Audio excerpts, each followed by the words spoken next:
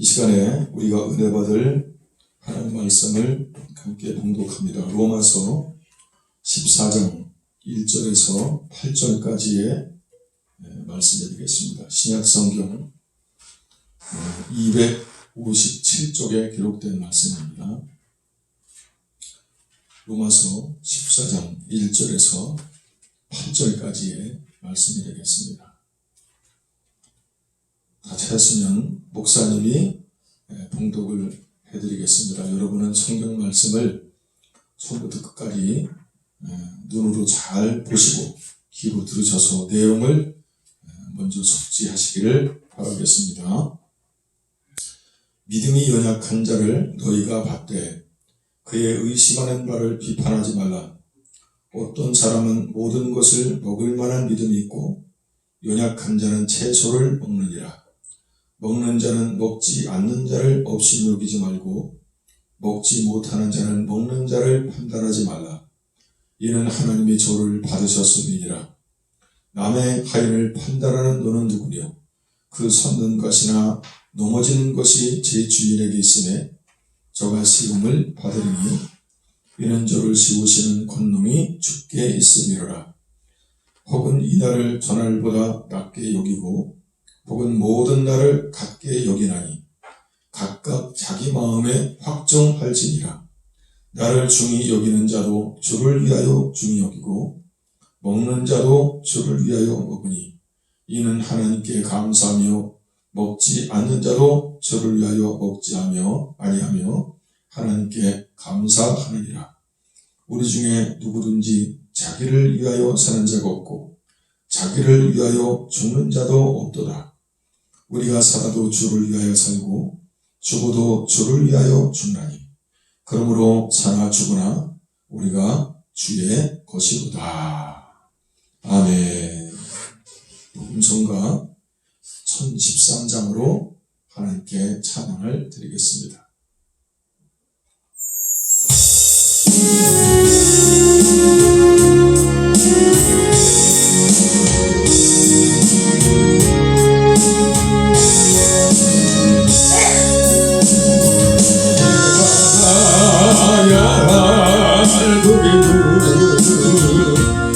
우리 주님 가신 분이 보통 다 아픔 속에 찬송하며 가신 분이 아름다리라. 주님 가신 분이 찬송하며 따라가리라.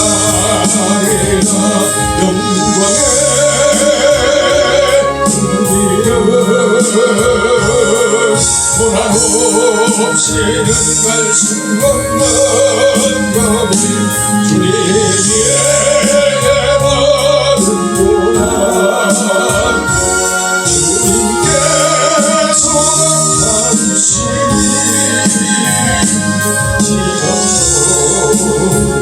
아는구나.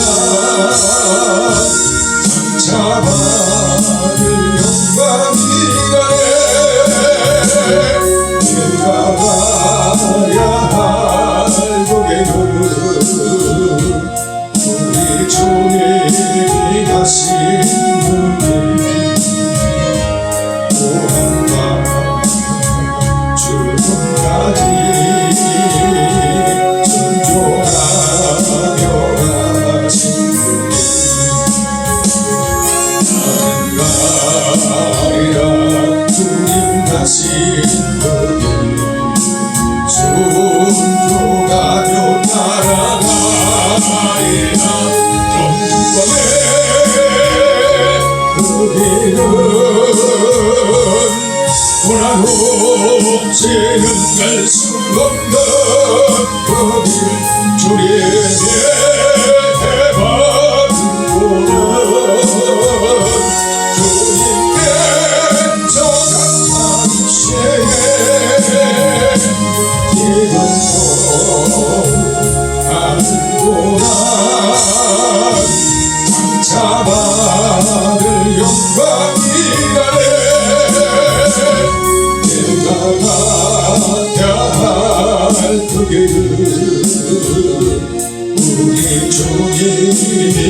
자신들이 전국에 복음 들고 충성하며 가신 분들 나는 가리라 주님 가신 분이 전도하며 나아가리라 영광의 그 길은 고난 없이는 갈 수 없는 그 길 주에게 받는구나 주님께서 갚아주시니 지금도 알구나 감사받을 영광이라네.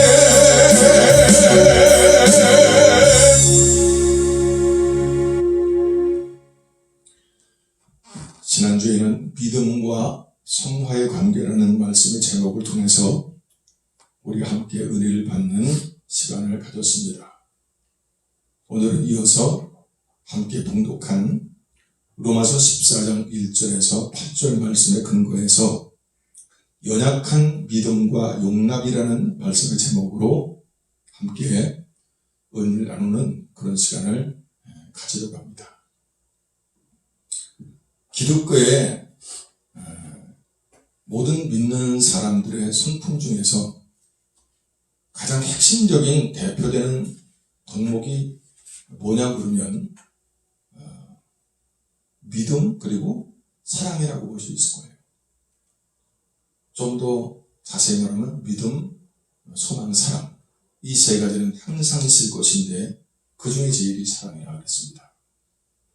그러다 보니까 사랑을 제일 중요한 믿는 자의 덕목으로 많이들 그렇게 말들 합니다. 그러다 보니까 이제 어떤 문제가 생기냐면 모든 것을 용납하고 모든 것을 비판해서는 안 되고 다 받아줘야 된다 하는 그런 생각이 교회 내에 굉장히 많이 있습니다.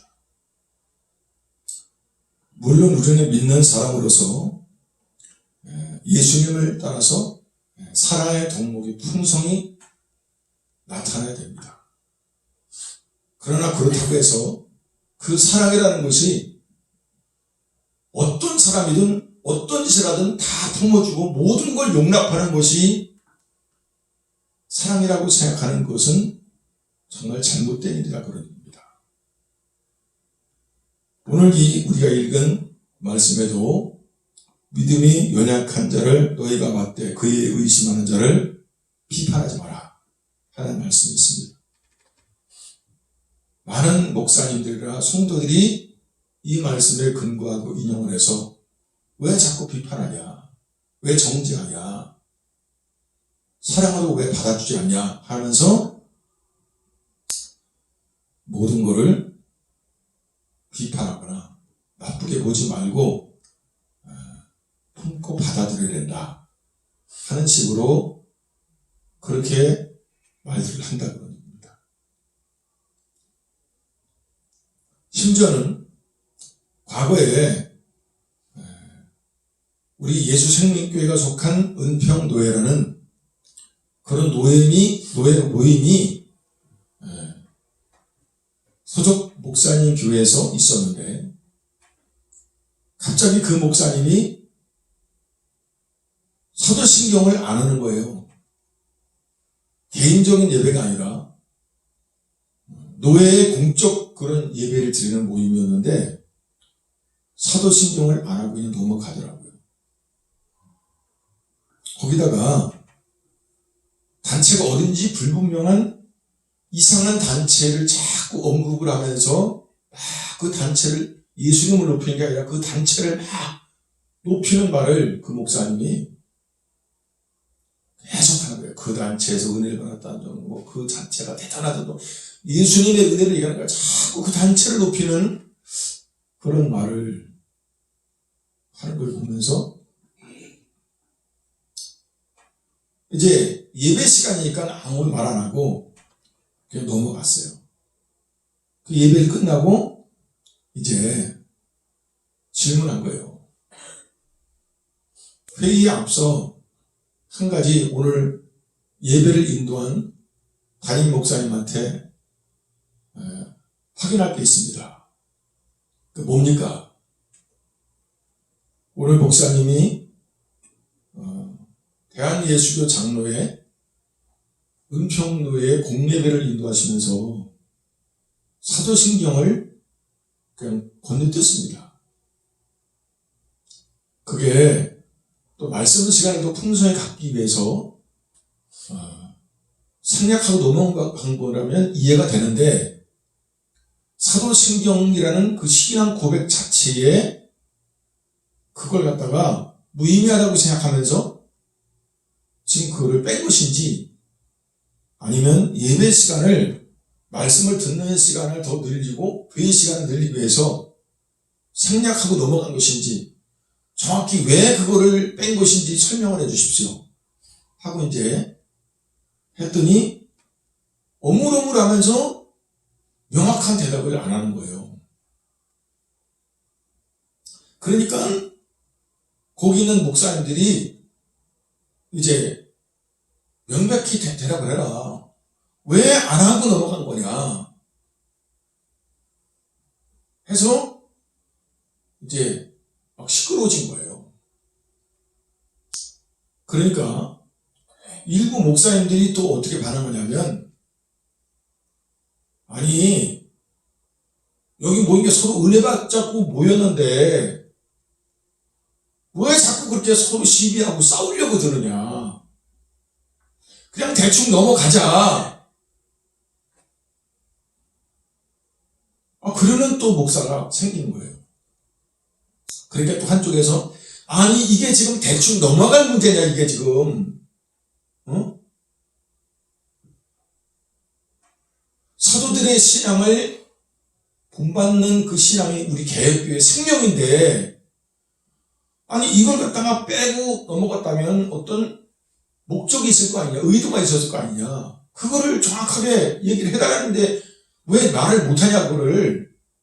그리고 조 목사님이 아까부터 하나님을 높이고 예수님을 높인 게 아니라 듣도 보도 못한 이상한 단체를 자꾸 높이는데, 도대체 그 단체가 어느 교단에 속한 어떤 단체냐, 그걸 밝혀라. 근데 어느 교단에 속한 어떤 단체라는 걸 밝히지 않고 요새 은혜를 지금 계속 거기서 받고 있다고 계속 그 얘기를 하는 거예요. 그리고 그 교회 이름을 갑자기 바뀌었는데 유일한 영광문 교회라는 이름으로 교회명을 바꿨어요. 영광문 교회라는 건 이해가 되는데, 유일한 영광문 교회라는 건 다른 교회는 하나님의 영광이 없고 그 교회만 하나님의 영광이 있다는 뜻이에요. 이 교회 이름도 이상하다 진짜 이게. 그러니까 사도신경도 뺐지, 정체를 알 수 없는 그런 어느 교단에 속한 어느 단체인지를 모르는 그런 교단의 이름을 어느 단체인지 밝혀라, 그것도 말을 안 하지. 거기다가 교회 이름도 갑자기 바뀌었는데 그 이름이 유일한 영광문 교회라는 이상한 이름으로 그렇게 했지. 그러니까 너의 모든 대부분의 목사님들이 이거 뭔가 이상하다 지금, 목사님 분명한 해명을 해봐라 하는데 그 목사님은 얼굴만 시뻘개져가지고 말을 제대로 못하고 어물어물 하고 있는 거예요.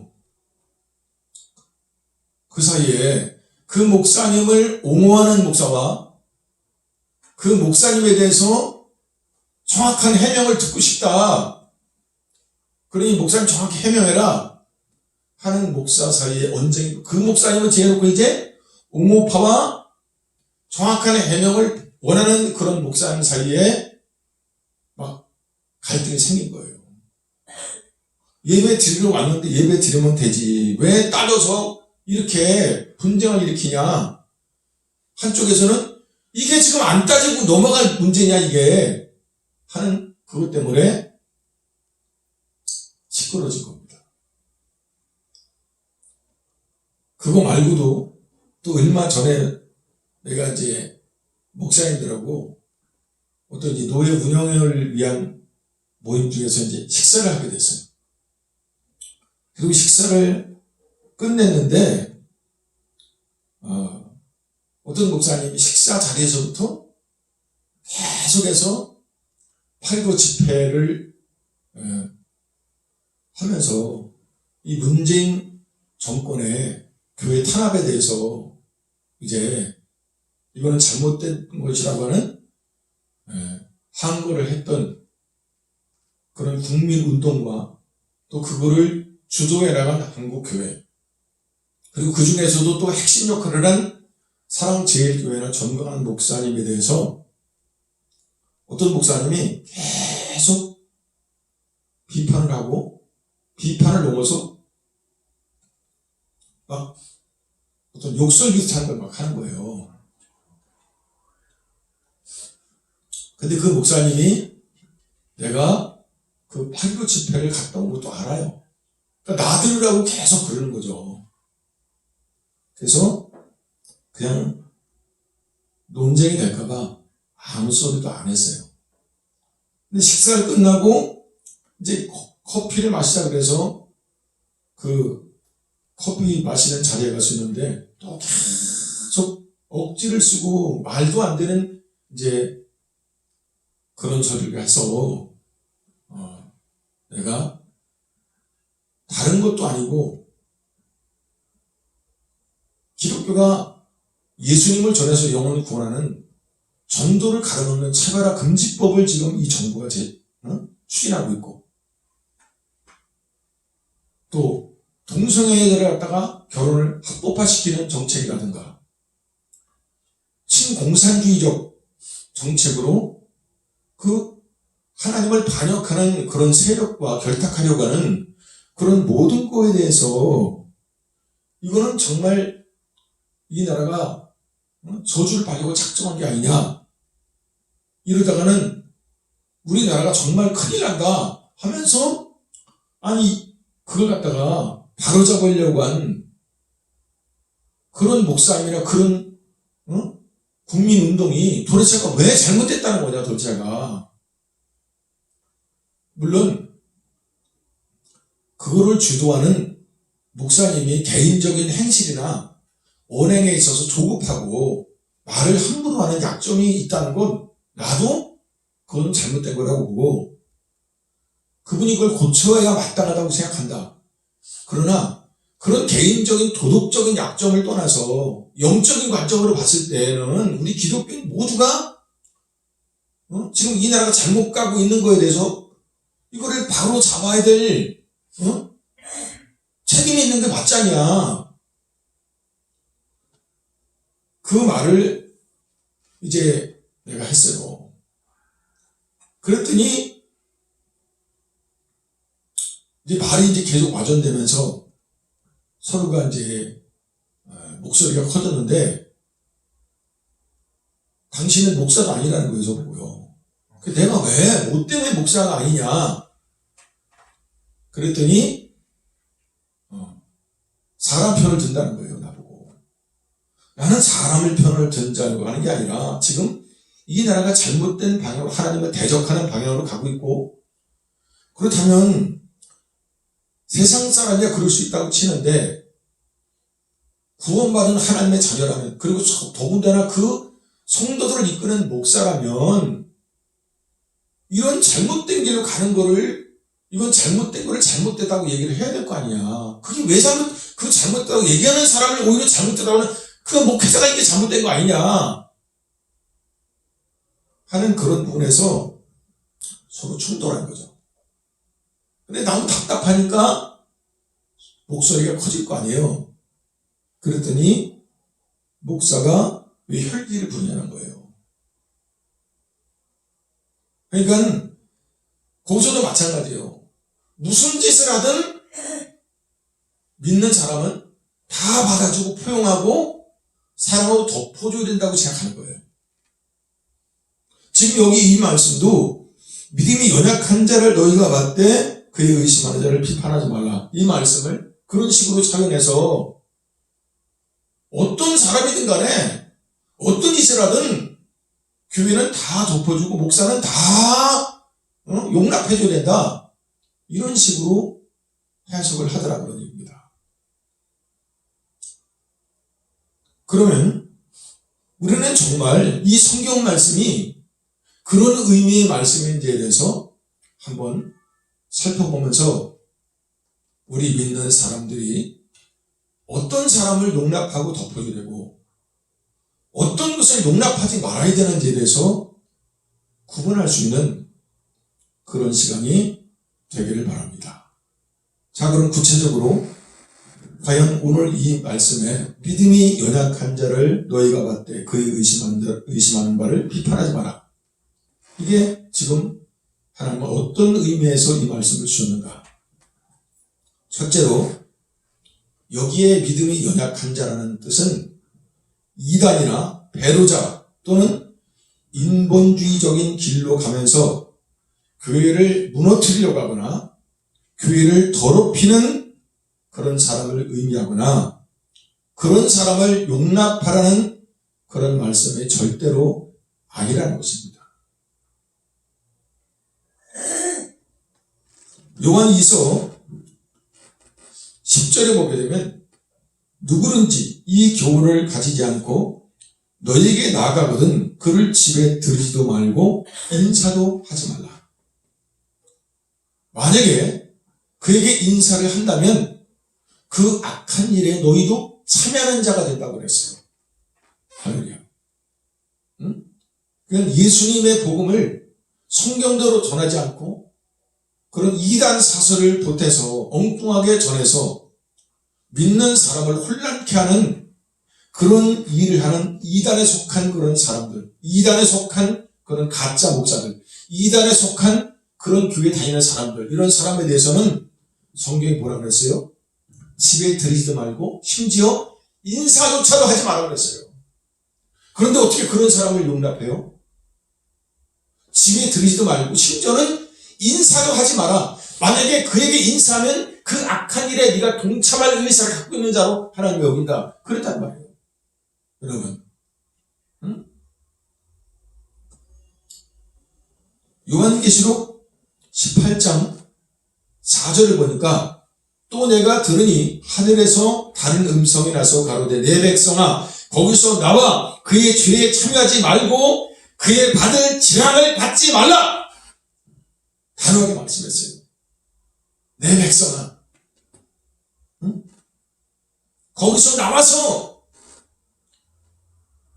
그의 죄에 참여하지 말고 그가 받을 재앙에 너도 그 재앙을 받는 사람이 되지 마라. 그러니 속히 그런 죄악의 단체에서 빠져나와라. 같이 있지 마라 그랬단 말이에요. 할렐루야. 그 앞에 보면 큰 성 바벨론이 무너졌다 그러면서 귀신의 영들이 보이는 그런 장소라고 그랬어요. 이게 뭘 얘기하냐면 기독교 예배도 드리지만 기독교를 벗어난 엉뚱한 그런 다른 그 신들이 있는 그런 것을 갖다 용납해서 받아들이는 이단 종교나 그런 잡신이나 사모니즘 같은 그런 잘못된 것을 갖다가 받아들이고 혼합주의적인 그런 예배를 드리는 그런 데를 얘기하는 거예요, 지금. 그런데 지금 안 그래도 WCC라는 기독교 단체가 있어요. 거기는요, 불교도 인정하고 무당도 인정하고 유교도 인정하고 다 나름대로 구원이 있다고 인정하는 데예요. 그런데 일부 목사들은 뭐예요? 그런 사람도 정죄하지 말고 다 포용하고 받아들여야 된다는 거예요. 그래서 기독교 세대 협의체예요. 모든 거를 다 받아들인다는 거예요. 그런데 성경은 뭐냐면 거기는 귀신의 영이 있는 데라는 거예요. 그러면서 내 백성아 거기서 함께하지 말고 거기서 나오라는 거예요. 아니, 성경이 이렇게 명백하게 집에도 들이지 말고 인사조차도 하지 말라고 그랬고 혹시 네가 몰라서 거기 있다면 즉시 거기서 나오라고 지금 그렇게 말씀하는데 어떤 사람이든 다 포용하고 다 받아주라고요? 말이 안 되는 거죠. 출애굽기 32장 19절에서 20절을 보게 되면요, 거기에 모세가 엄청나게 크게 분노해서 하나님께 주신 십계명 돌판을 던져서 박살을 내면서 엄청나게 분노한 그 모습이 나옵니다. 출애굽기 32장 19절부터 20절 보면 진에 가까이 이르러 송아지와 그 춤추는 것을 보고 대노하여 손에서 그 판들을 산 아래로 던져 깨트리니라. 모세가 그들이 만든 송아지를 가져 불살라 부수어 가루로 만들어서 물에 뿌려 이스라엘 자손에게 마시니라.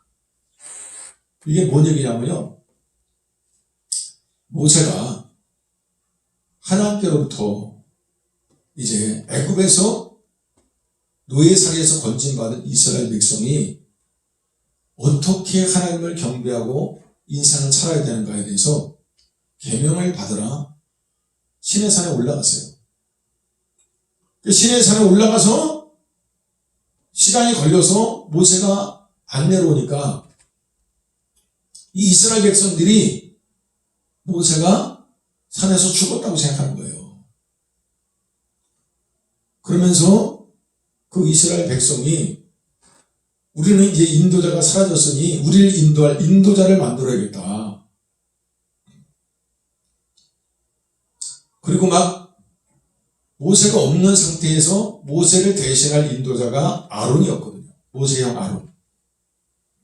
그 아론에게 우리는 뭔가 의지할 만한 인도자가 있어야 되니까 인도자를 당장 만들어라 하고 아론을 확 압박한 거예요. 그러니까 아론이 처음에는 그게 분명히 하나님 볼 때 옳지 않은 일이라는 걸 알기 때문에 처음에는 그러지 말라고 했겠죠. 근데 백성들이 무리를 지어서 계속 아론을 압박한 거예요. 당신이 만약에 우리 말을 듣지 않으면 우리는 가만히 있지 않겠다. 당신을 제해버리고 그럼 우리는 다른 지도자를 뽑겠다 하는 등 막 아론을 압박했을 거란 말이에요. 그러니까 이 아론이 이들의 말을 들어준 거예요. 그래서 그럼 너희들 금붙이를 가져와라 해가지고 그 금을 다 모아서 송아지를 만들고 보이는 형상을 만들어서 바로 이 형상이 하나님이시다. 우리를 인도에 갈 것이다 하면서 이들은 그 송아지 같은 이상한 형상을 만들어 놓고 그 형상한테 절을 하고 그 형상한테 예배를 드린 거예요. 그러니까 다시 말해 뭐냐면 보이지 않고 확인이 안 되는 하나님보다 비록 그냥 금송아지라 할지라도 뭔가 눈에 보이는 믿고 의지할 만한 것을 이 사람들이 찾았다는 거예요. 네. 하나님을 아예 부인한 게 아니에요. 지금 이스라엘 사람들이 하나님을 섬기는데 눈에 보이지 않으니까 너무 허전하다. 그러니까 뭔가 눈에 보이는 뭔가를 붙잡을 걸 달라 해서 아론을 압박했다고 그런 얘기예요. 그래서 뭔가 눈에 보이는 형상을 만들어서 그것을 하나님이라고 여기고 거기다 예배하고 거기다 절을 하는 그런 이교적인 예배를 지금 드린 겁니다. 여러분, 사람들은요 이런 지도자를 좋아해요. 사람들의 비위를 맞춰주고 사람들의 기분을 상하지 않게 하고 적당하게 하나님도 섬기지만 사람의 마음도 달래주는, 거스르지 않는, 기분 나쁘지 않게 하는 이런 지도자가 사람들에게 인기가 있어요. 아론은 하나님 눈치보다는 그래서 사람의 눈치를 이렇게 본 거예요. 사람들이 싫어할까봐, 사람들이 시험될까봐, 사람들이 자기를 떠날까봐 이런 행동을 한 거예요. 근데 모세는 어떻습니까? 내려오다 보니까 이거는 정말 말도 안 되는 이상한 예배를 드리고 있는 거예요. 그러니까 거룩한 분노가 모세를 사로잡았어요. 만약에 이 사람들이 모세를 모욕하거나 모세에 대해서 비난했거나 그러면 모세는 이렇게 화를 안 냈을 거예요. 근데 이거는 하나님을 대적하는, 하나님을 무시하는, 하나님을 모욕하는 그런 예배를 지금 드리고 있단 말이에요. 그러니 하나님의 진노가 모세에게 전달된 겁니다. 그래서 모세가 대노했다. 그러니까 엄청나게 화가 난 거예요. 그래서 당신 같은 사람들에게 뭔 이런 계명이 필요하냐고 계명을 던져서 작사를 해버린 거예요. 그냥. 부숴버리고 그 다음에 어떻게 해요? 그 송아지를 닷대로 부셔가지고 가루를 만들어서 물에 뿌린 다음에 그것을 이스라엘 사람들이 다 마시게 합니다. 얼마나 단호합니까? 이런 지도자를요, 성도들은 안 좋아해요. 자기 눈치 보지 않고 자기들을 막대한다고 생각하는 거예요. 근데 막대하는 게 아니거든. 사실은 혈기 부리는 게 아니거든. 이거는요. 지금 예수님도 어떻게 했어요? 하나님의 성전에 들어와서 장사를 하고 더럽히니까 분노하셔가지고 어떻게 했어요? 그 상을 다 줄로 난리를, 얼마나 그 분노하셨어요, 예수님이.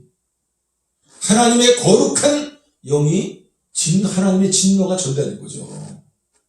할렐루야. 마찬가지로요, 정말 참된 구원받은 하나님의 자녀고 더군다나 하나님의 종이라면 이 나라가 이런 식으로 하나님을 아주 고의적으로 모욕하면서 복음을 전하는 걸 막으려고 하고 예배를 방해하고 하나님이 그토록 싫어하는 동성애를 합법화시키고 신을 부인하고 기독교를 마약이라고 부르는 공산주의를 노골적으로 국가정책으로 받아들이려고 하고, 그래서 나라를 이끄는 대통령이야 모든 정부 당국자가 아니라 이 나라 전체가 다 저주를 받을 수밖에 없는 지금 잘못된 길로 가고 하나님을 대적하는 길로 가고 있잖아요. 여러분, 이걸 보면서 화가 안 나고 이걸 보면서 분노가 일어나지 않으면 그게 그 사람이 그건 뭔가 문제가 있는 거 아닙니까? 예? 어떻게 분노가 안 일어나고 화가 안 날 수가 있냐 말이야, 이게. 예?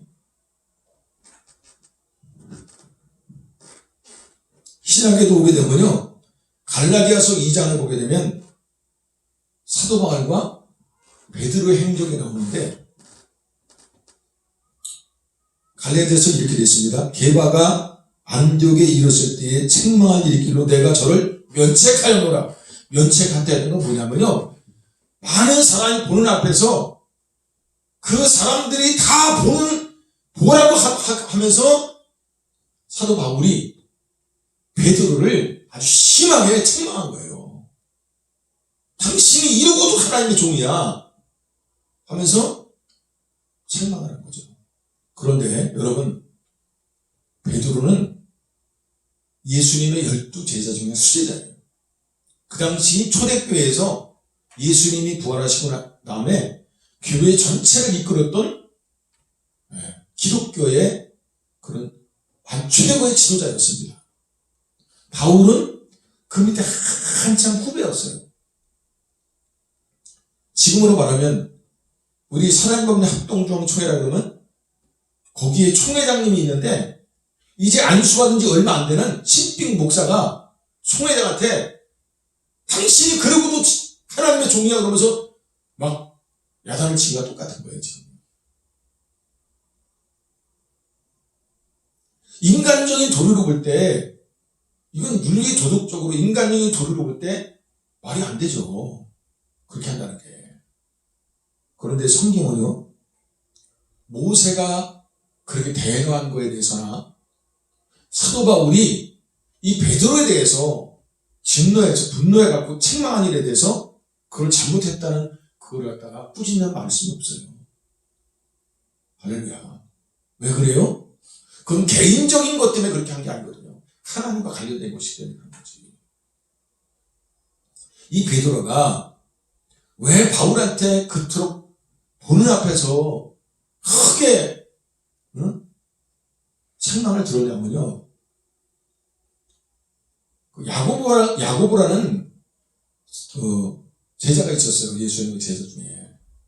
이 사람은 유대인이잖아요. 근데 야고보가 베드로 다음으로 아마 끝발이 있었던 것 같아요. 굉장한 어떤 영향력이 있었다는 것 같아요. 근데 그 야고보 그 밑에 있는 사람들은 거의 다가 유대인 그런 성도들이었는데 아직 율법적인 사고방식에서 전환이 다 안 됐어요, 사람들이. 그러니까 베드로가 이제 안디옥에서 이방인과 같이 식사를 하고 있었어요.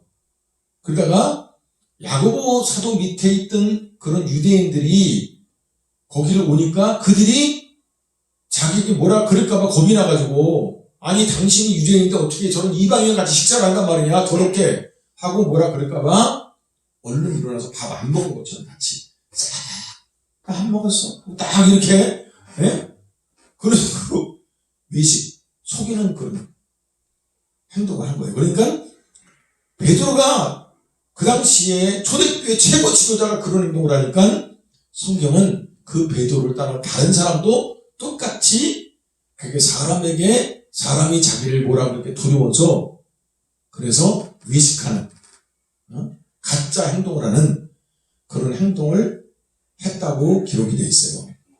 그걸 보고 사도 바울이 열받은 거예요. 당신이 지금 초대교회 최고 지도자가 돼가지고 분명히 저 지금 당신에게 책망을 하고 당신을 비난하는 저 사람들이 지금 복음을 어간다는 그런 지금 생각을 하고 지금 하는데도 불구하고 어찌하여 사람을 두려워하여 사람 비위를 맞추려고 그딴 행동을 하느냐 하면서 베드로에게 바울이 화가 나가지고 책망을 한 거예요. 모든 사람 앞에서 책망을 했어요. 윤리적 도덕적 관점으로 볼 때는 옳지 않은 거예요. 그러나 영적으로 볼 때는 이 사도 바울이 그 하나님의 진노가 전달된 그대로 전달한 거예요, 지금. 그 때문에 성경은 이 사도 바울이나 또는 그런 모세에 대해서 왜 그 상황에서 혈기를 부리고 화를 내느냐, 왜 온유하지 못하느냐, 그런 말씀이 없어요. 왜요? 그것이 구원받은 자로서 당연한 일이기 때문에 그런 겁니다. 아멘?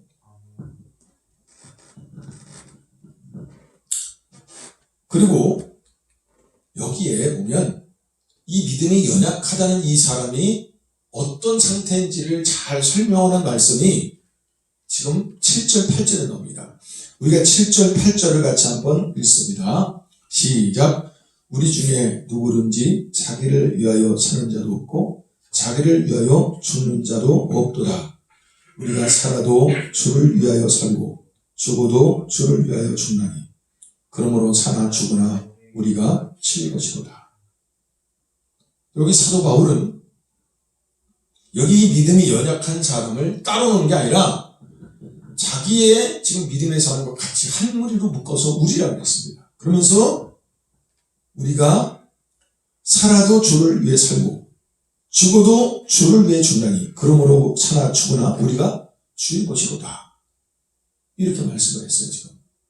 그러니까 이 사람들이 믿음이 연약한 사람이지만 그러나 이들은 구원받은 사람이고 천국과 지옥에 대한 믿음이 있고 십자가를 믿는 분명한 믿음이 있는 사람이에요.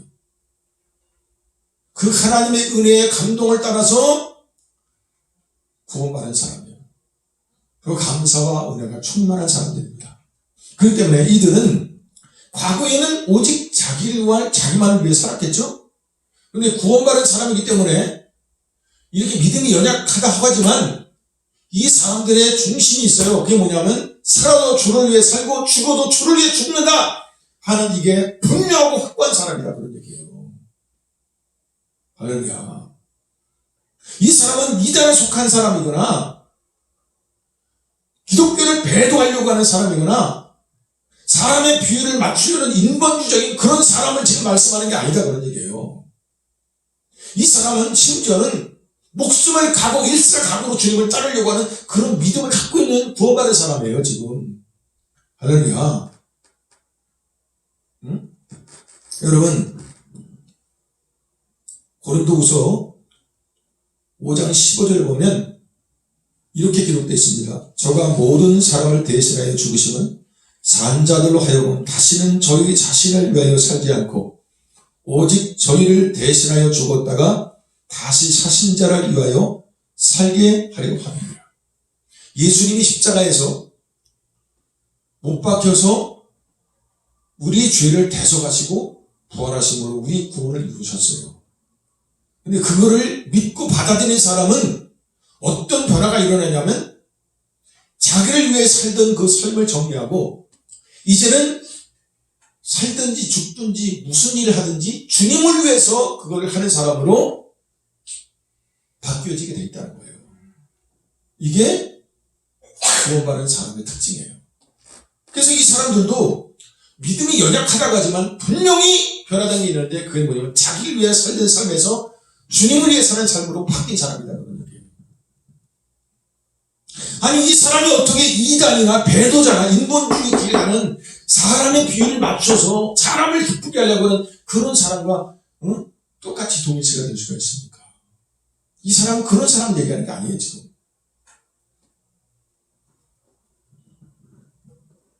시편 101편 3절에서 5절 보면 믿음이 연약하다고 하지만 주님을 위해서 살기로 작정된 이 사람의 마음의 상태가 나옵니다. 이런 사람은 어떤 마음을 갖고 있냐면 나는 비루한 것을 내 눈앞에 두지 아니할 것이요 배도자들의 행위를 미워하니 이것이 내게 붙잡지 아니하리다. 섬뜩한 마음이 내게서 떠날 것이니 악한 일을 내가 알지 아니하리로다.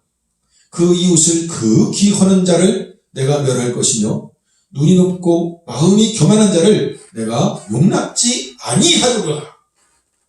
이것이 비록 연약한 믿음이라고 하지만 구원받은 사람이라고 하면 필수적으로 갖게 되는 마음인 것을 성경은 말씀하고 있습니다.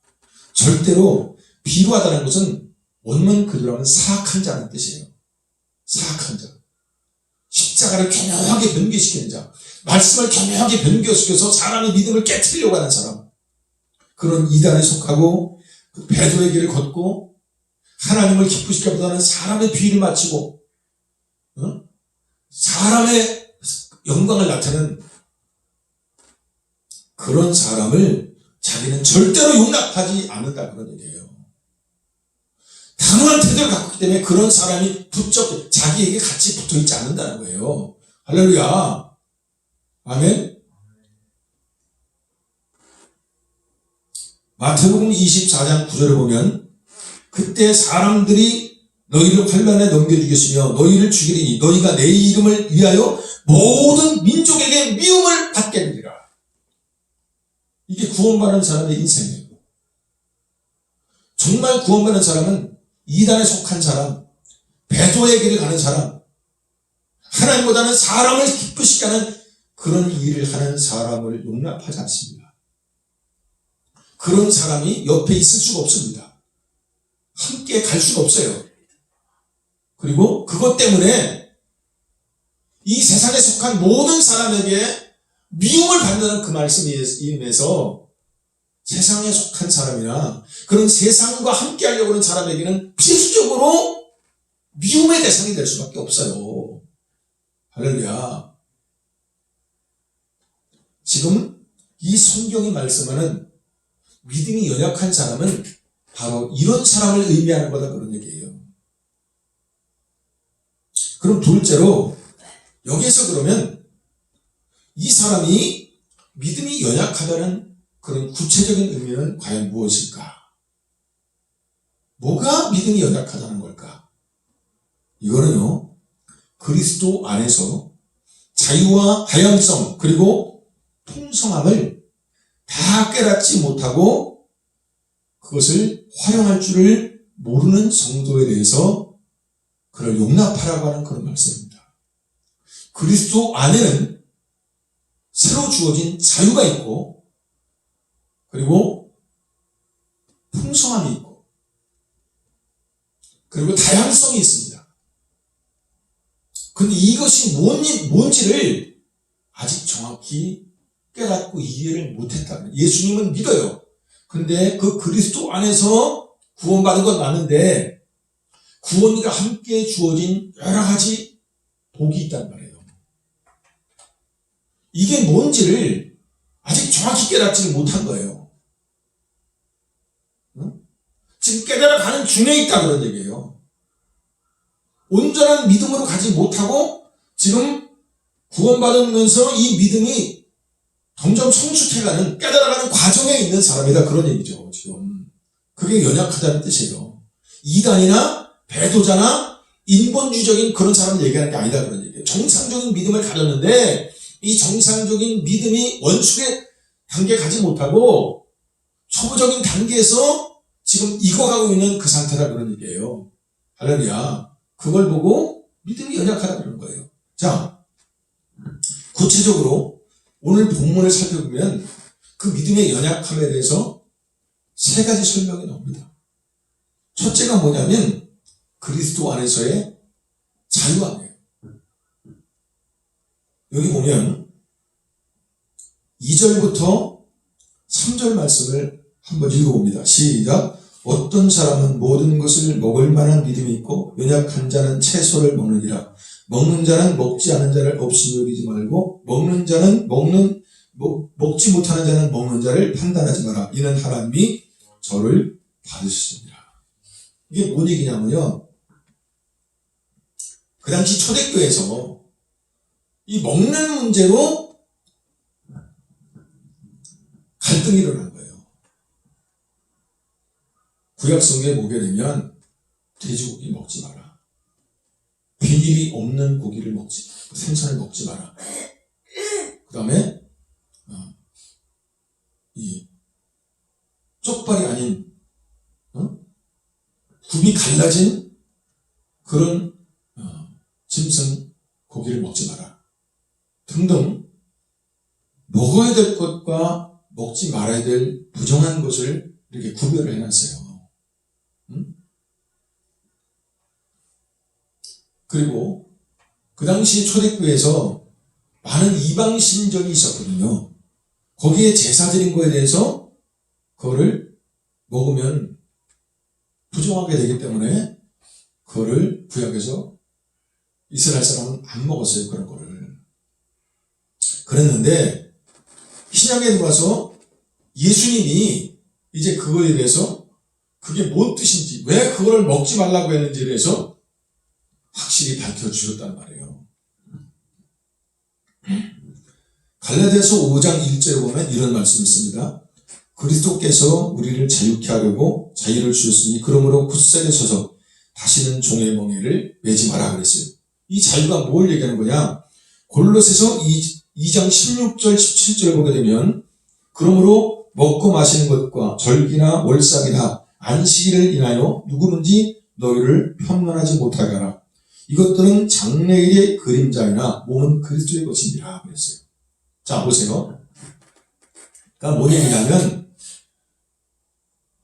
구약 성경에 어떤 것은 너희를 더럽히 먹지 마라. 어떤 것은 먹어라. 그런 여러 가지 음식에 대해서 먹어야 될 것과 먹지 말아야 될 것으로 구분이 되어 있어요. 그리고 안식일을 거룩하게 지켜라. 금요일부터 토요일 동안 이제 안식일인데 그 안식일을 어기면 죽이라고 그렇게 되어 있어요. 그런데 신약에 들어와서 그것이 폐지가 됐단 말이에요. 왜 그러냐? 예를 들어서 안식일은 예수님을 상징하는 거거든요.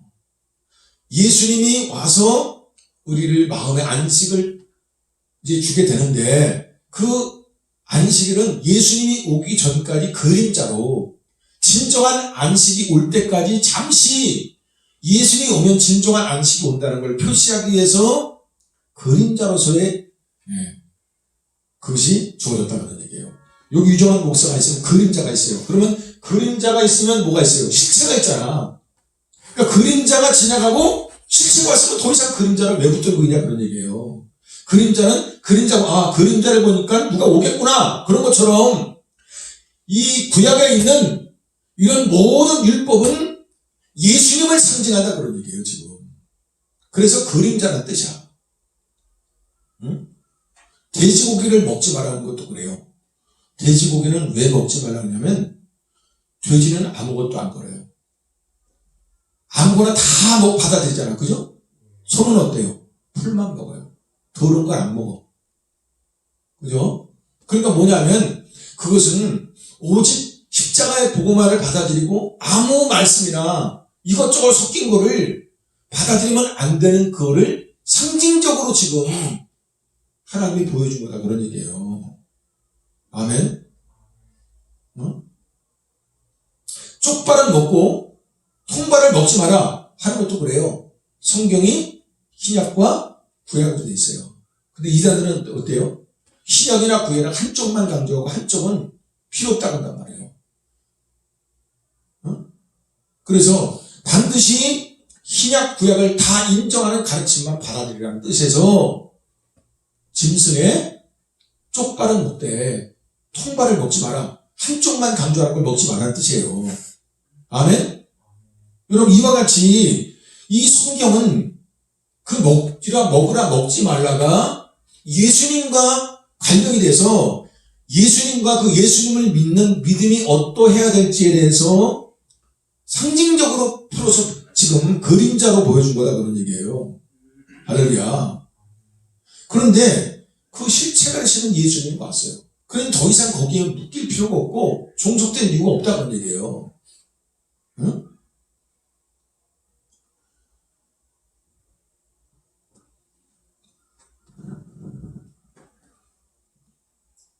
이것들은 장래 일의 그림자이나 몸은 그리스도인 것이니라. 그래서 여러분 예수님이 십자가에서 우리 모든 저주를 깨트려버리고 그 율법의 조문을 다 성취하시고 이루셨다 그런 얘기예요. 할렐루야. 그러므로 뭐를 먹고 못 먹고 하는 그런 부분에 묶일 필요가 없는 거죠. 그런데 문제는 뭐냐면 내가 신학을 공부하고 있는데도 공부하고 목회를 할 때도요 같이 공부한 목사인데도 돼지고기 안 먹는 목사가 있었어요. 이단이 아니야. 그냥 우리 학교를 나온 사람이야. 근데 아니 왜 돼지고기 안 먹냐? 돼지고기 먹이면 부정해진다고 그렇게 성경에 돼 있다는 구역이 있어요. 근데 그게 신약에 와서 예수님이 다 그 저주를 깨트려 버렸는데 그거를 모르지 않아요. 아는데도 그게 안 믿어지는 거예요. 그래서 돼지고기를 안 먹어. 할렐루야. 그러니까 그런 경우에 이 사람이 예수님은 믿고 말았지만 그 예수님을 통해서 이루어진 우리를 그런 그 먹고 못 먹는 그거에서 묶여있는 거기서 우리를 자유케 한 그 부분에 대해서 아직 완전하게 깨닫지 못했다 그런 얘기예요. 그러니 그 믿음이 연약하다는 거예요. 구원을 받았지만 그 구원의 의미를 완전하게 깨닫지 못하고 깨달아가는 과정에 있으니까 그거를 판단하고 비판하고 그러지 말고 기다려주는 뜻이죠. 할렐루야. 아멘. 또는 뭐가 있냐면 그렇게 자유를 누릴 뿐 아니라 그리스도 안에서는 다양성이라는 게 있어요. 고린도전서 3장 6절을 보면 바울이 이런 글을 기록했습니다. 나는 심었고 아볼로는 물을 주었으되 오직 하나님은 자라게 하셨나니라는 말씀이 있어요. 이게 뭔 얘기냐면 바울이 그랬어요. 나는 심었고 아볼로는 물을 주었다. 다시 말해서 바울은 사람들을 구원시키는 부분의 말씀을 주로 증거했다는 거예요. 응? 근데 아볼로는 구원받은 사람을 성화돼 나가고 예수 믿는 사람답게 삶을 고쳐나가도록 말씀을 증거하는 성화의 포커스를 맞춘 사역을 한 거예요. 바울은 어떻게 해요? 구원받는데 포커스를 맞춰서 말씀을 전했고. 그러니까 똑같이 예수님 믿고 구원받은 사람이고 하나님의 종들이지만 그 사역하는 방법이 똑같아요? 달라요? 다르다 그런 얘기예요. 다르다고요. 고린도전서 9장 5절 6절 보면 우리가 다른 사도들과 같이 주의 형제들과 계바와 같이 자매된 아내를 데리고 다니는 권위 없겠느냐? 어찌 나와 바나바만 일하지 아니할 권위 없겠느냐 하는 말씀이 있어요. 무슨 얘기냐면 베드로는 아내를 결혼해서 아내와 가정을 이루면서 목회를 했어요. 근데 사도 바울은 아내가 없이 독신으로 목회를 했어요. 근데 독신으로 목회하는 것도 죄가 아니고 아내와 가정을 이루면서 목회하는 것도 죄가 아니에요. 둘 다 하나님이 기뻐하시는 거예요. 이 사람은 이렇게 할 수 있고 저 사람은 저렇게 할 수 있는 거예요. 다양성이 있는 거라고요. 또 어찌 나와 바나바만 일하지 아니할 권위 없겠느냐 그랬어요. 베드로는 아내와 같이 가정을 이룰 뿐 아니라 이미 이루어진 어느 정도 성도들이 모여있는 그 교회에서 사례비를 받으면서 목회를 했어요. 다시 말하면 일을 하지 않았어요. 그냥 목회만 전무했어요. 근데 사도 바울이나 바나바는 일을 하면서 목회를 했어요. 예? 근데 이런 부분에 대해서 믿음이 아직 연약한 사람은 이걸 이해를 못하는 거예요. 이걸 이해를 못해요. 결혼을 안 하고 목회하는 목사가 더 영적이고 거룩하다고 생각하는 거예요. 그런 생각하는 사람 되게 많아요. 근데 그렇지 않다고요. 그게. 전혀 상관이 없는 거예요. 그거는. 네? 그 사람 개인의 취향이에요. 그거는. 그리고 일하는 것도 그래요. 여기 유목사도 일하면서 목회하잖아요. 여기 사도 바울처럼. 베드로와 같이 일을 안 하고 목회하는 사람도 있고 바울과 같이 일을 하면서 목회하는 사람도 있어요. 그런데 아직 믿음이 연약한 사람은 세상에 나가서 일을 하면서 목회하는 거를 믿음이 없어서 저렇게 목회를 저런 식으로 한다고 그런 식으로 판단을 하는 거예요. 응? 그런 식으로 잘못 생각하는 사람 되게 많아. 그런데 여기 있는 것 같이 똑같이 그렇게 사역을 했지만 그러나 어떤 사람은 일을 안 하고 전적으로 교회의 사례비를 받으면서 의탁해서 목회를 했고 바울이나 바나바 같은 사람은 그게 아니고 자기들이 일을 하면서 교회에 부담을 안 주고 사역을 해나갔다 그런 얘기예요. 이럴 수도 있고 저럴 수도 있는 거예요. 이게 잘못됐고 저게 잘못된 게 아니다 그런 얘기야. 응?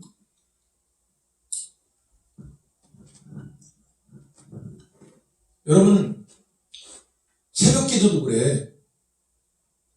어떤 목사는 새벽 기도 안 하면 다 잘못된 거라고 보는 거예요. 그러나 정말 새벽에 기도들을 그 사람들이 와서 기도를 갖다가 할 수 있도록 분위기를 만들어줘야 되는 그런 정도의 교회사가 있는 교회는 새벽 기도를 하는 게 맞아요. 근데 성도도 몇 명 없고 새벽 기도도 안 오고 그 목사가 또 알바를 하고 일을 하는 것 때문에 새벽에 기도할 수 없는 그런 상태에서는 그렇게 사람의 어떤 눈에 맞추고자 억지로 그렇게 하는 것보다는 자고 일어나서 맑은 정신에 집중해서 기도할 수 있을 때 기도하는 것이 그것이 옳은 거예요. 기도의 가장 핵심이 되는 건 뭐예요? 집중해서 기도에 전무할 수 있는 그 상태로 기도하는 게 제일 중요한 겁니다. 아멘? 그런데 그 옛날에 유교적인 그런 관습 때문에 새벽에 기도하는 게 뭔가 더 정성들어가는 것 같은 그런 사망적인 그런 잘못된 관습이 아직도 남아있어서 새벽에 기도하면 뭔가 더 신령한 것 같은 그런 잘못된 생각으로 새벽에 기도하는 건 영적이고 새벽이 아닌 다른 때 기도하면 그건 믿음이 없는 거고, 이런 식으로 생각하는 목사나 그런 성도도 있어요. 그건 뭐예요? 아직 믿음이 연약한 거예요. 아직 그리스도 안에서의 다양성에 대해서 이해를 못하는 거예요, 지금. 교회들, 어떤 교회는 말씀을 더 많이 강조하고 기도도 하지만 말씀을 더 중요시 여기고 강조하는 교회도 있고, 어떤 교회는 말씀보다는 기도가 더 중요하다고 기도를 더 많이 강조하는 교회도 있어요. 그렇다고 말씀을 강조 안 하는 것도 아니야. 말씀, 기도가 다 필요하다고 하는데, 예를 들어서 장로교는 기도보다는 뭐예요? 말씀을 더 많이 강조해요. 그러나 감리교나 순복음교회 같은 데는 말씀도 강조하지만 기도의 중요성을 더 많이 강조합니다. 그 교단마다의 그건 다양성이에요. 할렐루야. 응? 이런 부분에 대해서 아직 연약한 믿음을 가진 사람은 그 부분을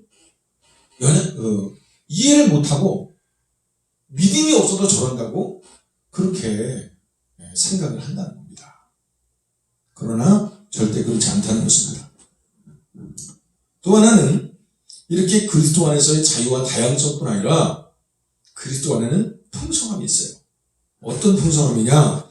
요한복음 10장 10절을 보면 도적이 오는 것은 도둑질하고 죽이고 멸망시키는 것뿐이요 내가 온 것은 양으로 생명을 얻게 하고 더 풍성히 얻게 하려는 것이라고 했어요.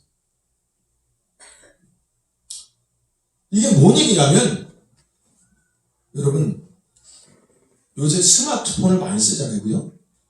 네. 근데 어른들은요 스마트폰을 사도 딱 전화 거는 거 외에는 어떻게 쓸 줄 몰라. 응? 그냥 전화 거는 것만 해. 그러나 우리 경석이 같이 젊은 사람들은 스마트폰을 가지고 못하는 게 없어요. 거의 다 그 안에 있는 모든 거를 다 누립니다. 맞아요, 안 맞아요? 여기 저 예배시장을 찍는 것도 나는 유튜브로 그런 식으로 찍는 거를 몰랐어요.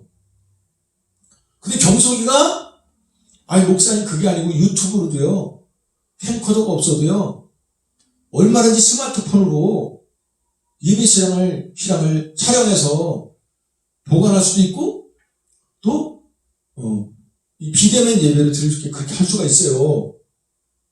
나는 경석을 통해서 한 거예요. 그러니까 나는 모르는데 젊은 경석이는 이미 그거를 다 누리고 있는 거예요. 그 외에도 이 스마트폰에는 수많은 여러 가지 유익한 게 많아요. 근데 뭐예요? 다 모르니까 못 누리는 것뿐이야.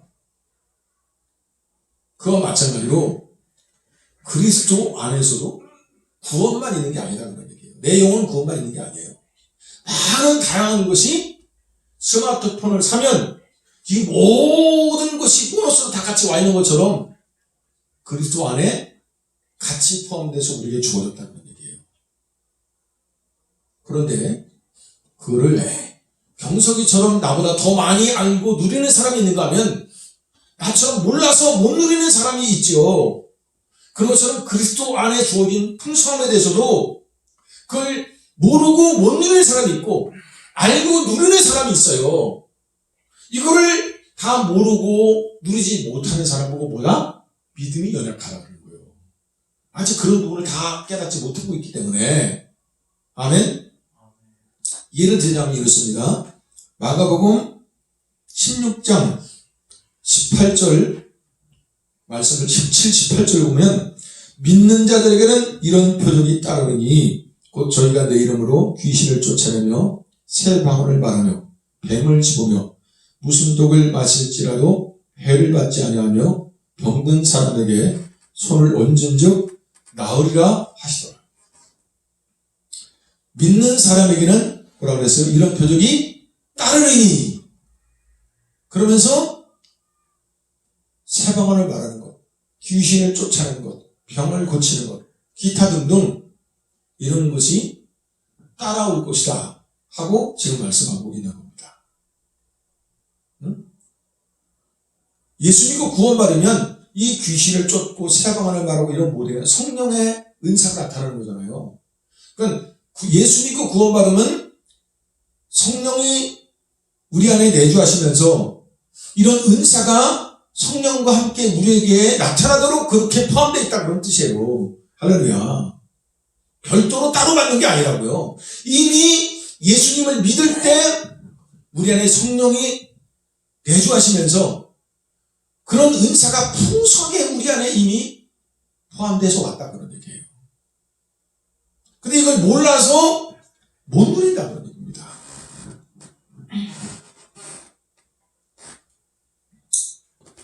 이거에서요, 아주 오래전부터 교회에서는 이것 때문에 논쟁이 많았어요. 예수님을 믿을 때 성령을 받고 성령을 받을 때 각양 은사가 포함돼서 오는 거냐, 아니면 예수를 믿고 성령을 따로 받아야 되는 거냐. 나도 처음에 예수 믿을 때는요, 예수 믿고 죄사함 받는 건 별도로, 성령을 별도로 받아서 은사가 나타나는 것도 별도, 그렇게 배웠고 그렇게 알았어요, 처음에. 예? 그래서 방언하고 귀신 쫓아내고 권능이 따로 가는 것은 굉장히 고급한 별도의 그런 특별한 은혜를 받은 사람만이 그런 권능이 따르는 것으로 생각을 했었어요. 왜냐? 기도원이나 부흥회 같은 데도 너무 많은 목사들이 그런 식으로 말씀을 전하니까 그렇게 헷갈리는 거예요.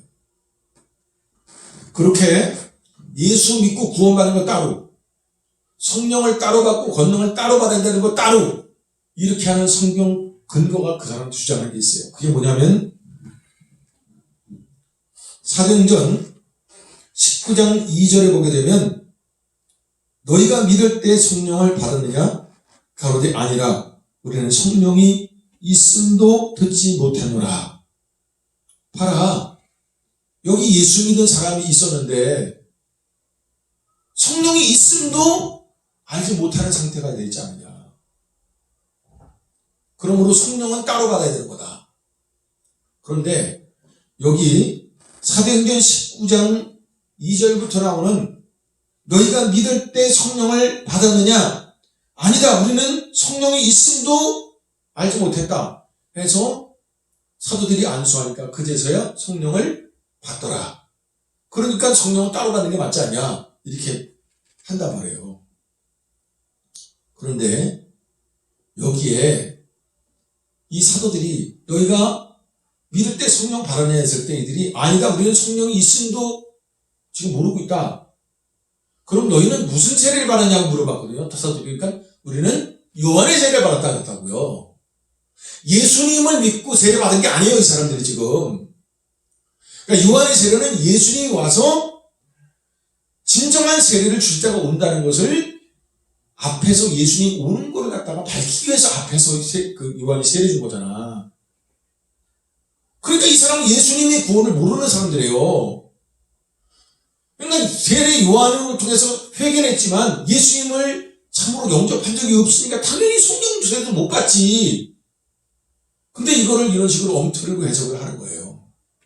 또 하나는 사도행전 8장 말씀 보면 여기 구절은 정말로 예수님을 이들이 믿고 세례를 받았다고 되어 있어요. 그런데도 성령을 못 받았는데 그래서 두 사도가 저희에게 안수함에 성령을 받았다, 이렇게 되어 있어요. 하나, 여기는 예수님을 분명히 믿었는데도 사도들이 가서 안수할 때 성령을 받았다고 되어 있지 않느냐. 그러니까 예수 믿는 거 따로, 성령 받는 걸 따로 기도해서 받아야 된다, 이렇게 주장을 해요. 그런데요, 여기 그 다음 구절이 중요한데 이렇게 되어 있습니다. 사도행전 8장 17절 보면 이에 두 사도가 저에게 안수함에 성령을 받는지라 시몬이 사도들의 안수함으로 성령 받는 것을 보고 돈을 들여 가로되 이 권능을 내게도 주어 누른지 내게 안수하는 사람은 성령을 받게 하여 주소서 하고 지금 기록되어 있어요. 그러니까 성령 받는 걸 보면서 그때 거기에 시몬이라는 사람이 그 엄청난 권능을 보면서 돈을 베드로에게 주면서 그것을 나에게도 줘서 내가 안수하는 사람을 다 성령 받을 수 있도록 해달라. 이런 청을 했다는 거예요. 얼마나 말도 안 되는 지금 생각이에요. 그리고 거기에 보면 그 권능을 보고 그랬다 그랬어요. 그러니까 그 권능이라는 게 뭐겠어요? 성령을 받아서 방언하는 거든가 예언하는 거든가, 예? 그런 성령으로 말미암는 은사가 나타나는 걸 보면서 아마 시몬이 깜짝 놀라서 그런 청을 한 것으로 보입니다.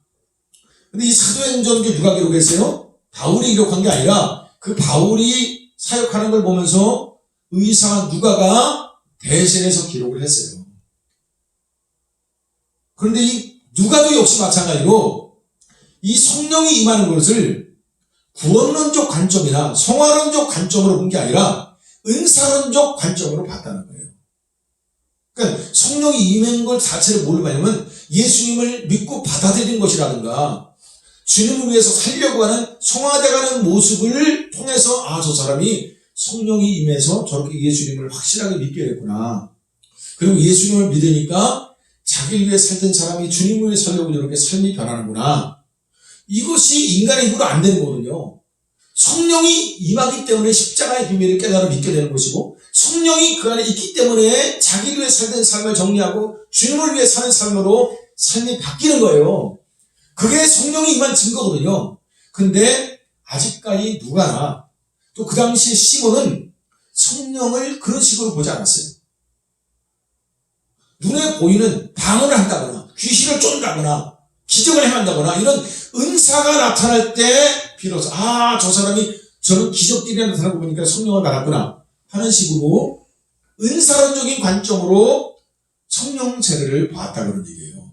시몬도 그렇게 봤고 그 당시 이걸 기록한 사도행전을 기록한 누가도 역시 그런 관점으로 보면서 설명했기 때문에 그 영향을 받아서 시몬 역시도 이 성령 세례가 임하는 걸 갖다가 구원론적 관점이나 성화론적 관점으로 본 게 아니라 은사론적 관점으로 지금 봤다는 얘기예요. 그게 뭐냐? 사실은 이 사람들은 이미 성령이 임한 사람들이에요. 다만 은사가 밖으로 표출이 안 됐을 뿐이야.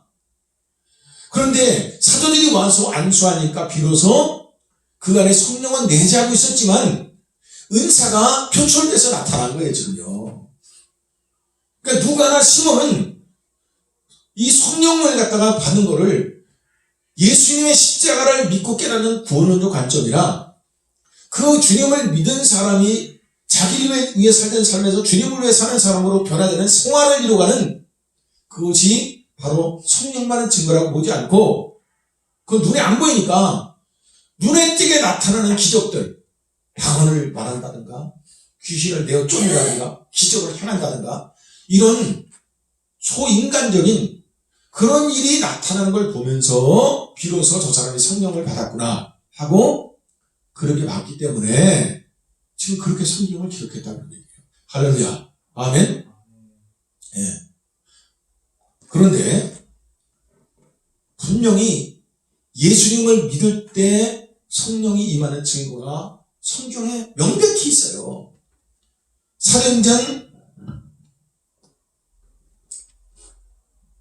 2장 38절 보면 베드로가 이렇게 기록했습니다. 베드로가 가로되 너희가 회개하여 각각 예수 그리스도 이름으로 세례를 받고 죄의 사함을 얻으라. 그리하면 성령을 선물로 받으리니. 여기 뭐라고 그랬습니까? 베드로가 성령 강림이 임했어요. 모든 사도들에게. 그 다음에 모든 사람에게 이제 메시지를 전하기 시작했어요. 그때 사도 베드로가 모든 사람에게 말씀을 전할 때 너희가 회개하여 각각 예수 그리스도 이름으로 세례를 받고 죄의 사함을 얻으라. 그러면 뭐예요? 성령을 선물로 받는다. 성령을 기도해서 열심히 간구하고 부르짖고 애를 써서 받으라 그랬어요? 아니요. 회개하고 세례받고 죄의 사함을 얻어 구원받으면 성령을 선물로 짜배기로 구원의 은총과 더불어서 같이 선물로 온다 그렇게 돼 있단 말이에요. 할렐루야. 이렇게 명백하게 기록되어 있고 또 사도행전 10장 43절에서 44절 보게 되면 베드로가 이 말할 때에 성령이 말씀을 듣는 모든 사람에게 내려오시니 그랬어요. 이 베드로가 예수 그리스도의 십자가의 죄사함의 은총을 설교했어요. 그때 이 말씀을 듣고 회개하고 예수님을 믿음으로 받아들였다는 이 사람들이 그때에 성령이 그 모든 사람에게 다 내려왔다 그랬단 말이에요. 할렐루야. 아멘. 그러므로 여러분, 우리는 예수님의 십자가의 비밀을 깨닫고 믿을 때 이미 그 믿게 된 그 자체가 뭐예요? 성령이 우리 안에 오신 거예요. 응? 그리고 그 믿음을 유지하는 자체가 성령이 계시기 때문에 가능한 겁니다. 그리고 또한 그 성령이 계시기 때문에 과거에는 나를 위해서만 살던 사람이 점점 주님을 위해 사는 삶으로 삶이 바뀌어 나가는 거예요.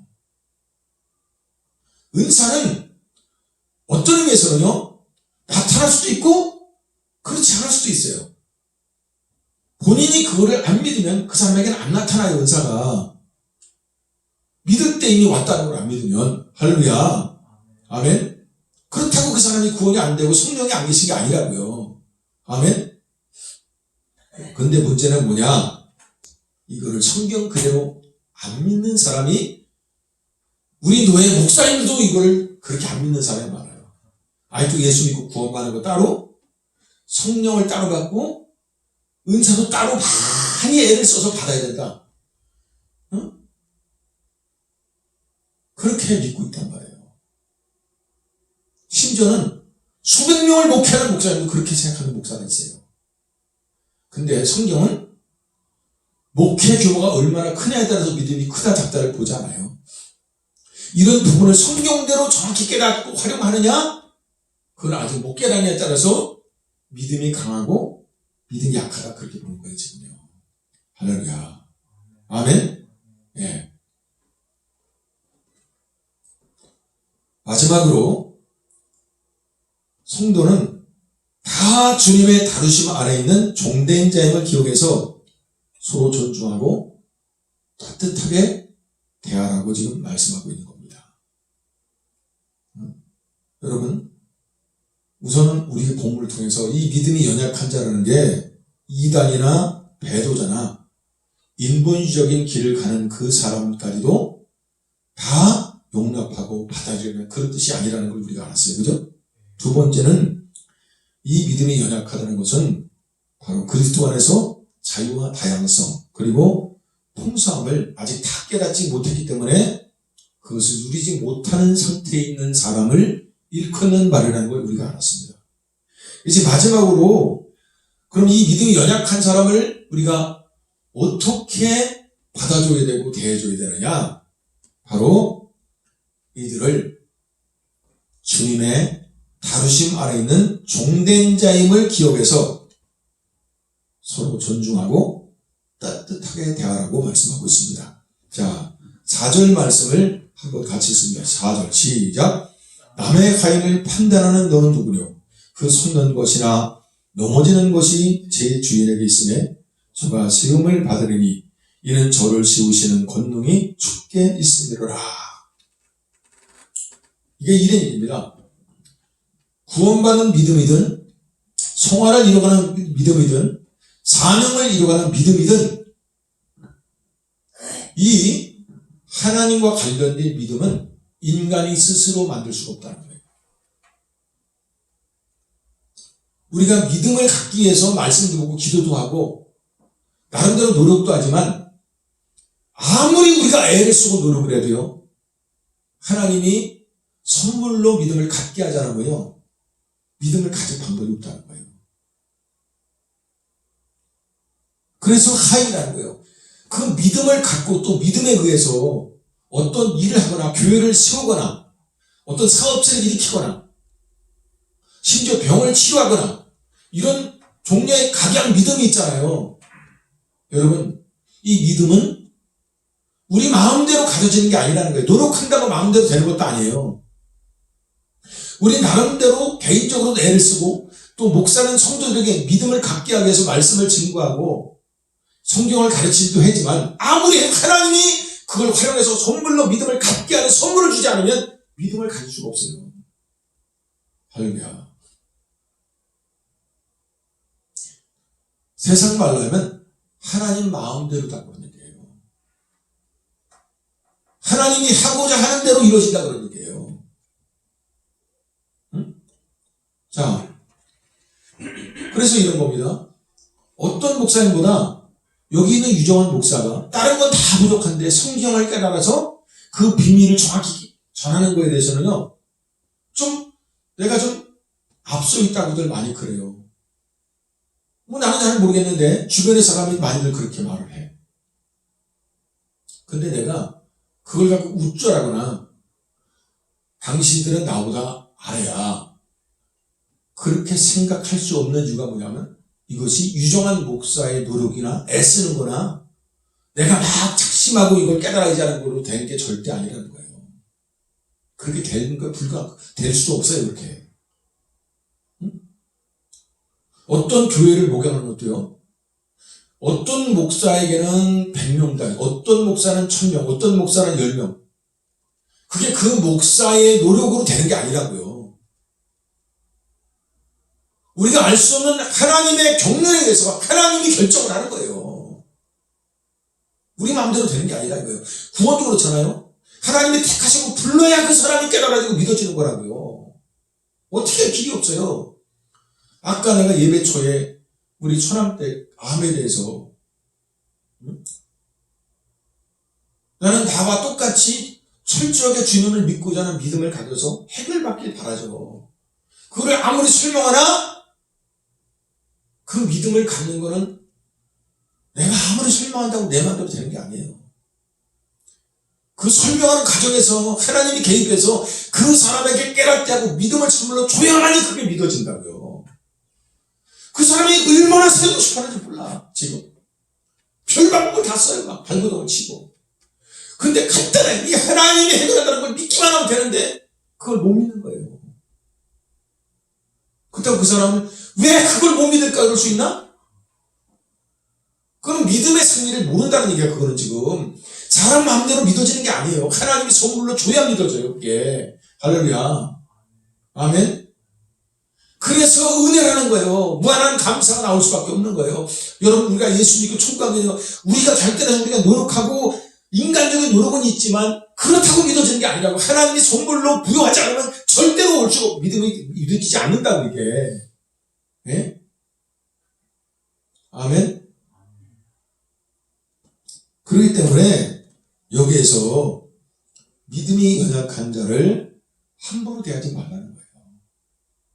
믿음이 연약한 자를 함부로 대하는 것은 믿음이 강한 자가 이 믿음을 내가 노력해서 가졌다는 그게 전제되기 때문에 함부로 대하는 거예요. 그래 안 그래요? 구원받는 믿음도, 병을 고치는 믿음도, 문제 해결하는 믿음도, 교회를 성장시키는 믿음도 그 사람 개인이 노력해서 갖는 게 아니에요. 우리가 알 수 없는, 여기 뭐라 그랬어요? 이렇게 돼 있어요. 남의 가인을 판단하는 너는 누구뇨? 그 솟는 것이나 넘어지는 것이 제 주인에게 있음에 저가 시험을 받으리니 이는 저를 세우시는 권능이 주께 있으리로라. 그렇습니다. 우리가 알 수 없는 하나님이 알고 있는 뜻과 경륜이 있어요. 계획이 있고. 네. 여러분, 서울대 나오고 연고대 나온 그런 아주 머리가 명석한 그런 사람들이 신학교 와서 신학 공부를 하면 그렇게 머리가 서울대 연고대 아무나 가는 게 아니에요, 여러분. 예? 그래 안 그래요?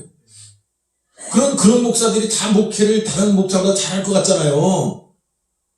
안 그렇다니까. 그게. 응?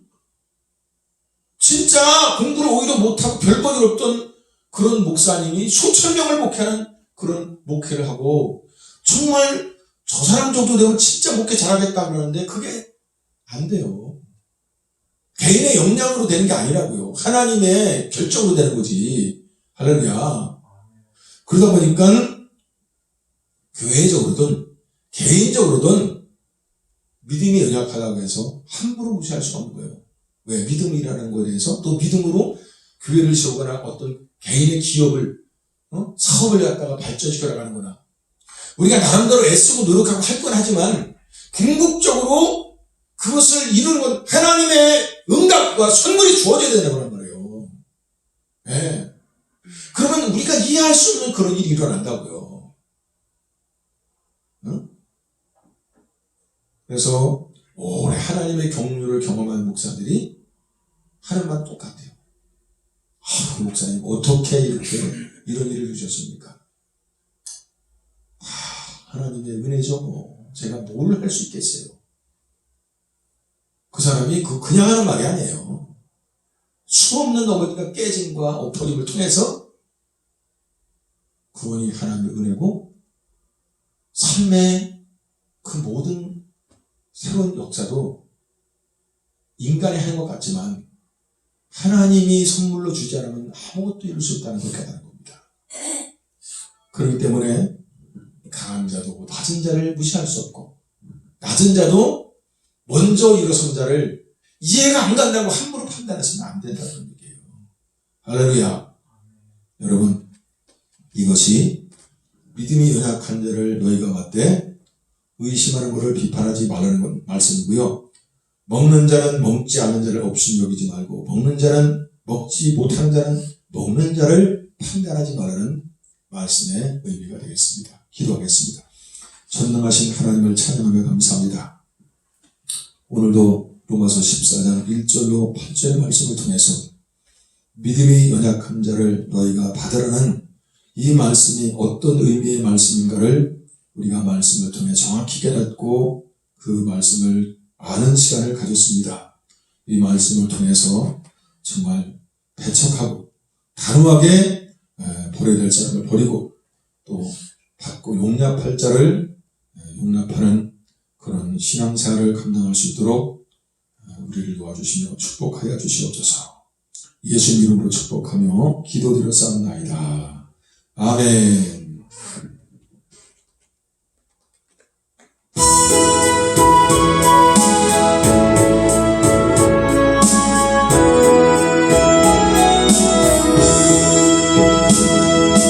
죄진 같은 우리 구주 어찌 좋은 친구지 걱정은 친구가 오지 우리 주께 맡기세 주께 구하는 도로 걸었지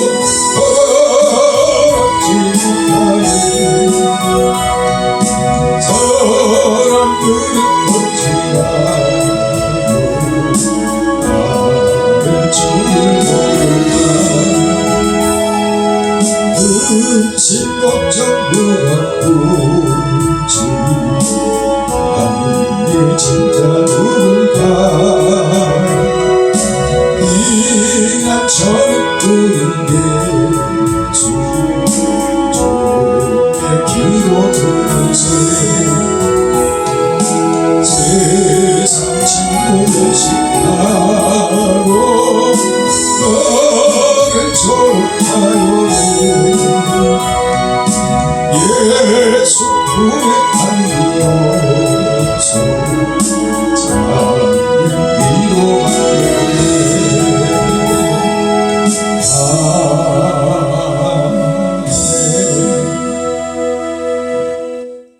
지금은 억만 저주 가운데서 우리를 구속하시고 구원하신 우리 구주 예수 그리스도의 무한하신 은혜와 하늘 아버지의 만극하신 사랑하심과 성령님의 내주 감화 감동 충만 역사하는 은혜가 오늘 로마서 14장 1절로 8절의 말씀에 기록된 연약한 믿음과 용납에 대한 바른 의미를 듣고 깨달은 믿음으로 이제 온전히 버릴 것은 버리고 경계할 것을 경계하는 가운데서 하나님이 인정하는 연약한 믿음의 사람을 포용하며 용납하는 가운데서 합력하여 하나님의 교회를 세워가며 주님의 뜻을 이루가기를 결단하고 돌아가는 우리 사랑하는 성도들의 머리머리 위에와 그 가운데 수고하는 모든 인류의 지금부터 영원 무궁토록 함께 계실지어다.